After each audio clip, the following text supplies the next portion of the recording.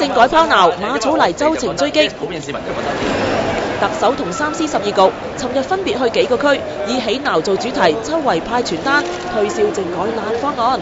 咪以為鬼鬼祟祟，唔話俾記者知喺邊，就冇人追到你㗎。嚟到太古廣場天橋，先知賴咗嘢。特首當年咧，你選擇咗嗰日咧，你又玩福勁嘅，但我就唔係好明啦。你唔好出賣香港人啊！唔好出賣香港人喎。維園阿哥咁啱又喺度，你唔好彩啦！我啱啱呢個星期一咧，其實喺立法會嘅聽證會咧，都同阿林局長都有交流過。咁如果係真係倒退嘅話，咁點解仲要接受呢個方案咧？呢個咧就係你維持香港人大多數人已經講過，佢想支持天進嘅方案，係支持嘅方案。呢個大多數喺邊度嚇？一個好緊急嘅訴求，唔係話我哋接受住呢個2012嘅政改方案先啦，然之後再慢慢傾。因為依家冇承諾，你表演仔。唔係，我多謝特首，完全冇表演成分。特首，我想你正面回應嘅，真係啊！2012雙普選，周庭都嚟埋噃。雙普選，2012，我哋係市民啊！我哋都係市民啊！2012雙普選，冇推你喺度推緊我。成班官梗係喳喳臨上翻車啦！2012雙普選，2012喂！嗱，影住啊！嗱，記者，喂，2012，喂，聽住我啊！咁樣叫落區同人哋溝通，咁樣叫攞訴求，大家睇住啊！天人在做，天在看。去到沙田仲大鑊。廢除功能組別，廢除功能組別，50萬人要普選，50萬人要普選，曾生請你回答。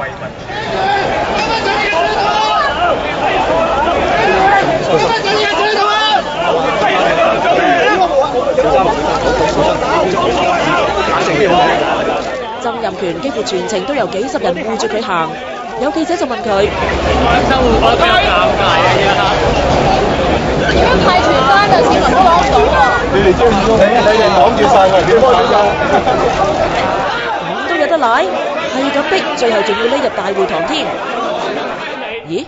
剩翻曾俊華喺門口，好機會啦！我俾5分鐘你解釋下呢個方案比上個方案有乜嘢民主？我都識聽㗎。俾多謝我乜嘢啊？多謝你咁大聲。佢多謝我咁大聲喎。